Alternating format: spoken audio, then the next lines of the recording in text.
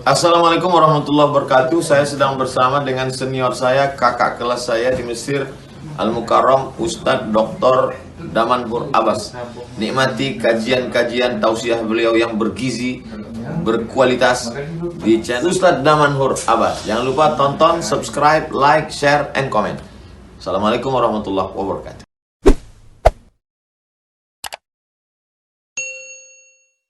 Assalamualaikum warahmatullahi wabarakatuh.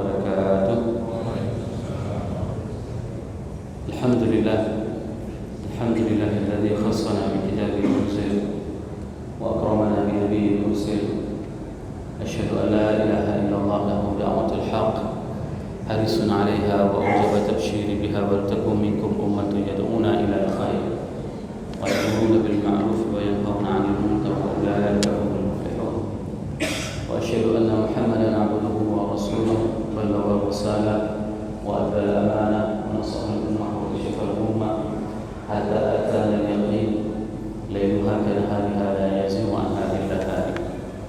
Allahumma salli wa sallim wa barik wa an'im ala habibina wa syafi'ina wa zukhrina wa maulana Muhammad wa ala azwajihi ummahatil mu'minin wa dhurriyyatihi wa ali baitihi wa ashabihi ajma'in.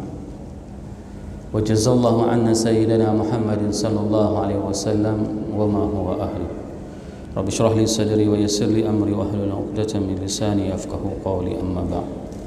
Para asatiz yang saya muliakan, ayah bunda yang saya cintai, bapak ibu jamaah salat maghrib menjelang isya yang dirahmati Allah, marilah senantiasa kita panjatkan puji dan syukur kepada Allah yang telah memberikan nikmat iman kepada kita sehingga kita dapat melangkahkan kaki kita ke rumah Allah untuk melaksanakan salat maghrib berjamaah sembari duduk beriktikaf.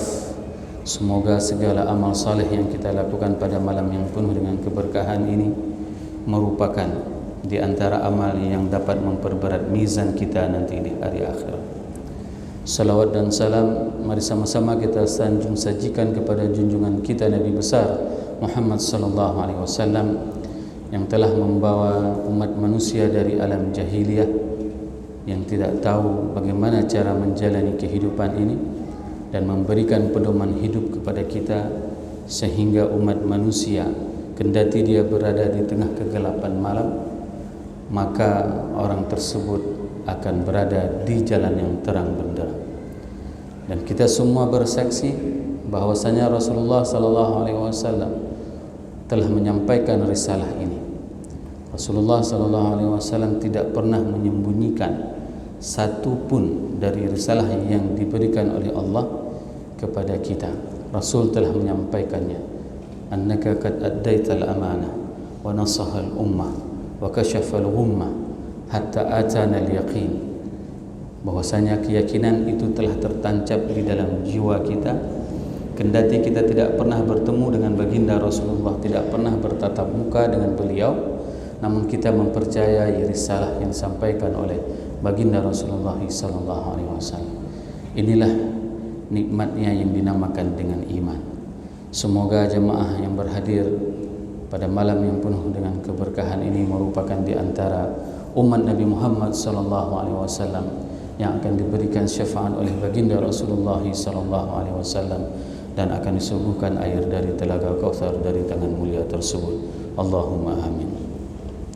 Bapak ibu jemaah yang dirahmati Allah, pada malam yang penuh dengan kemuliaan ini maka kita akan meneruskan tentang uswatun hasanah dari baginda Rasulullah sallallahu alaihi wasallam, di mana Allah berfirman di dalam surat At-Taubah ayat 128 yang berbunyi a'udzubillahi minasyaitonirrajim bismillahirrahmanirrahim laqad ja'akum rasulun min anfusikum azizun 'alaihi ma 'anittum harisun 'alaikum bil mu'minina raufur rahim fa in tawallaw faqul hasbiyallahu la ilaha illa huwa 'alaihi tawakkaltu wa huwa rabbul 'arsyil 'azim.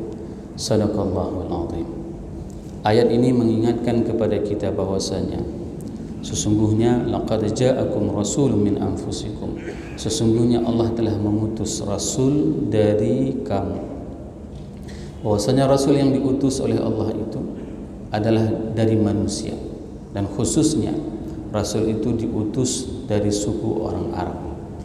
Ini membuktikan bahwasanya ada beberapa orang yang alergi dengan orang Arab. Syekh Al-Azhar menyampaikan di dalam pidatonya bahwasanya beliau mengatakan jangan kalian membenci Arab. Kenapa?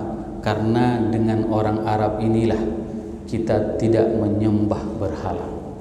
Kalaulah seandainya Rasul tidak pernah diutus, maka kita tidak akan pernah berada di rumah Allah malam ini.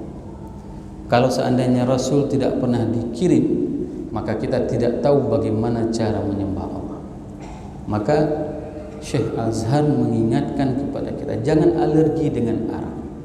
Kenapa? Karena Rasul itu dipilih dari orang-orang Arab. Dan Rasul Nabi Muhammad SAW sengaja dipilih dari orang Arab karena pada saat itu gaya bahasa, pola komunikasi orang-orang yang paling hebat pada saat itu yaitu pola komunikasi orang-orang Arab. Dikarenakan mereka bisa membuat sebuah peperangan terhenti dikarenakan karena syair yang mereka bacakan. Dan sebuah kaum juga bisa berperang sesama mereka dikarenakan untayan syair yang mereka bacakan. Bayangkan bagaimana dahsyatnya pola komunikasi yang dibangun oleh mereka. Namun pada saat dipilihnya baginda Rasulullah SAW min anfusikum, dari diri kalian, ini menunjukkan apa? Bahwasanya risalah ini ditujukan memang terkhusus kepada kita umat manusia. Dikarenakan ada sebagian umat-umat terdahulu pada saat mereka dikirimkan Rasul kepada mereka, maka mereka meminta Rasul itu bukan dari manusia. Mereka meminta Rasul itu dari malaikat. Mereka meminta Rasul itu bukan dari makhluk yang dinamakan dengan manusia. Agar apa? Agar mereka bisa melihat bagaimana kuasanya Allah. Namun Allah menunjukkan kekuasaan yang diberikan kepada baginda Rasulullah SAW, di mana Rasul itu merupakan bukan orang yang membaca, bukan orang yang menulis.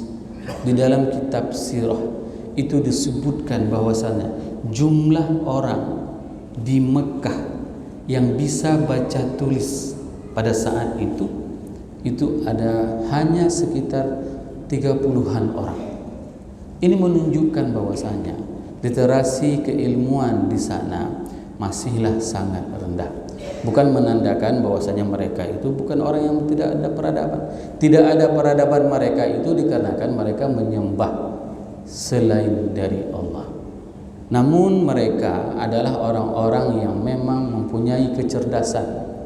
Bahkan Walid Al-Mughirah, salah seorang kafir di Mekah, beliau itu adalah orang yang paling mempunyai wawasan. Beliau berdagang, kalau bahasa sekarang di dalam bahasa ekonomi, beliau itu dikatakan dengan shopping idenya ke Persia. Shopping idenya beliau itu ke Romania. Begitulah beberapa kalangan di orang-orang jahiliyah, mereka mempunyai wawasan yang kuat, mereka mempunyai pengalaman yang hebat. Akan tetapi pada saat Allah memilih baginda Rasulullah SAW, beliau memilih bukanlah orang-orang sebagaimana yang diinginkan oleh orang-orang jahiliyah. Mereka menginginkan Rasul yang dikirimkan kepada mereka itu adalah orang yang mempunyai tahta, orang yang mempunyai jabatan, orang yang mempunyai harta, orang yang mempunyai keturunan yang banyak. Sehingga pada saat Allah memilih baginda Rasulullah SAW dari suku Arab tersebut, banyak di antara orang Arab sendiri itu tidak menginginkan sosok yang dipilih itu adalah Nabi Muhammad SAW. Di dalam beberapa kitab suci, yaitu Taurat dan Injil, itu disebutkan ciri-ciri Nabi Muhammad SAW. Orang-orang Yahudi yang membaca risalah tersebut, mereka mengetahui cirinya, sehingga mereka menanti sosok yang dikirim itu. Namun alangkah sayangnya, pada saat mereka mengetahui bahwasanya sosok yang dikirim itu bukan dari Bani Israel, maka mereka tidak mempercayai risalah yang dibawakan oleh baginda Rasulullah SAW. Mereka sering mencoba menguji kebenaran apakah Muhammad itu seorang rasul atau bukan. Dan negosiasi keilmuan ini itu sering orang-orang Arab jahiliyah meminta kepada orang-orang Yahudi, berikan kami beberapa soal agar kami bisa mengetes apa benar Muhammad itu rasul atau bukan. Maka antara beberapa pertanyaan itu, orang Yahudi menyuruh kepada orang-orang kafir Mekah untuk menanyakan tentang kisah Ashabul Kahfi.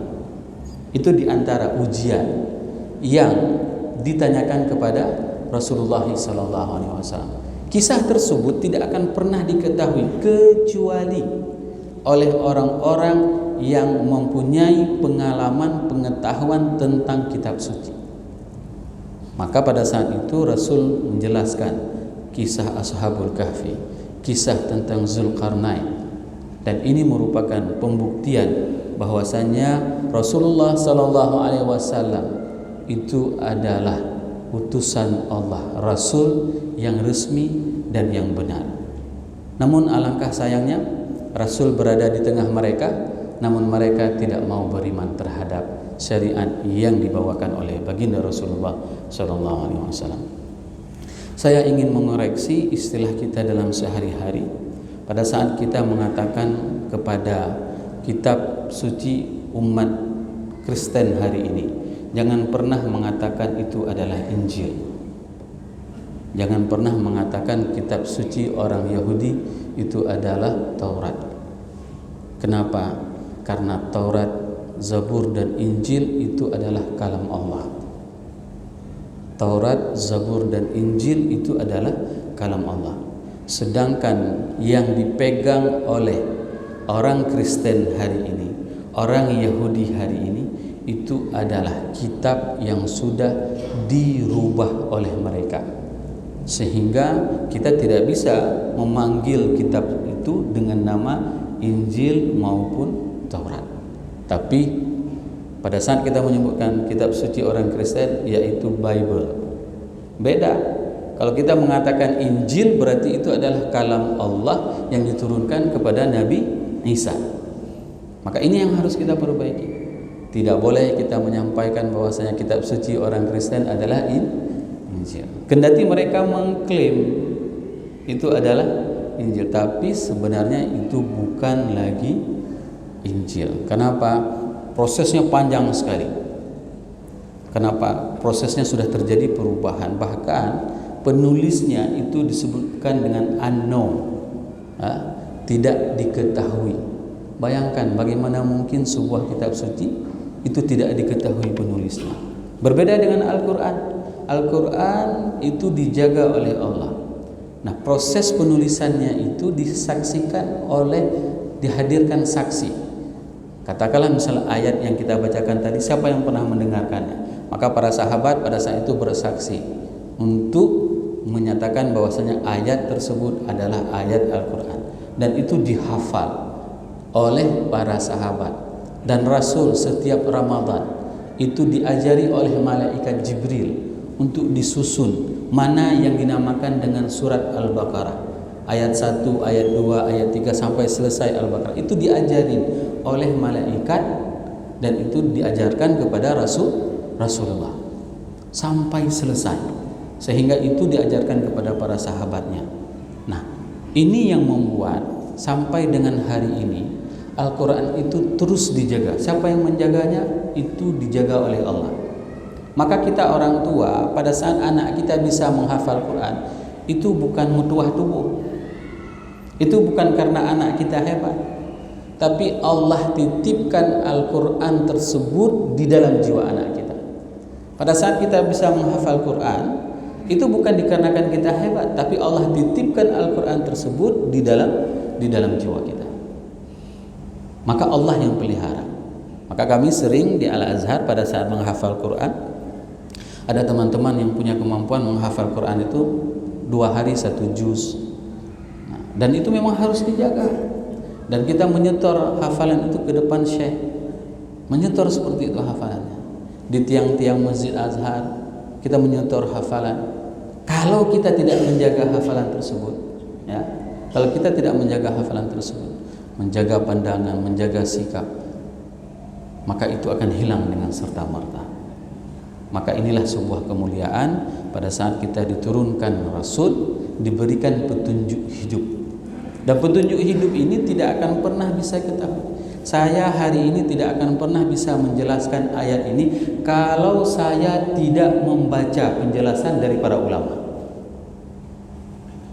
Ya, kalau saya tidak pernah mendapatkan ilmu dari para ulama, maka saya tidak akan pernah bisa menjelaskan ayat Al-Quran ini. Benar ungkapan kita harus berpandukan kepada Al-Quran dan hadis. Tapi bagaimana caranya? Apakah mungkin saya seandainya tidak pernah ke Timur Tengah, tidak pernah belajar bahasa Arab, tiba-tiba bisa memahami Al-Quran, tiba-tiba bisa memahami hadis? Tidak akan pernah mungkin. Karena kita semua harus melalui proses. Proses inilah yang dinamakan dengan proses keilmuan, dan ilmu itu harus dipelajari melalui guru. Bahkan di beberapa keilmuan kita di sana yang diajarkan itu bersanad keilmuannya. Ada teman-teman yang menghafal Al-Quran itu tabakatnya, sanadnya itu ke-29. Setelah 29 dia adalah orang yang ke-29 setelah Rasulullah, dan itu disetor hafalannya satu persatu, dibenarkan oleh syekh. Begitulah silsilah keilmuan sehingga ilmu tersebut bersambung sampai dengan Rasulullah sallallahu alaihi wasallam. Bapak Ibu jemaah yang dirahmati Allah, sifat Rasulullah sallallahu alaihi wasallam itu adalah azizun alaih, yaitu ma anitum harisun alaikum bil mu'minina raufur rahim. Seorang rasul yang itu memberikan sebuah, beliau mengalami berbagai macam penderitaan, ya. Dan penderitaan yang dialami oleh Rasulullah SAW itu merupakan penderitaan yang sangat luar biasa. Sehingga suatu hari pada saat beliau sakaratul maut, itu anandanya Fatimah itu menangis dan mengatakan, wahai ayahanda, sungguh besar penderitaan yang engkau alami. Maka Rasul pada saat itu mengatakan, la karba ba'da hadzal yaum. Tidak ada lagi penderitaan setelah hari ini. Saya sering menceritakan kepada jamaah, Rasul itu dilempari dengan batu, Rasul itu dilempari dengan kotoran. Pada saat lagi sujud ditaruh kotoran di kepalanya. Para sahabat itu pada saat mereka melakukan salat, mereka itu ada yang diinjak lehernya. Para sahabat pada saat mereka salat itu dipukuli sampai dengan pingsan. Maka pada saat kita terbayang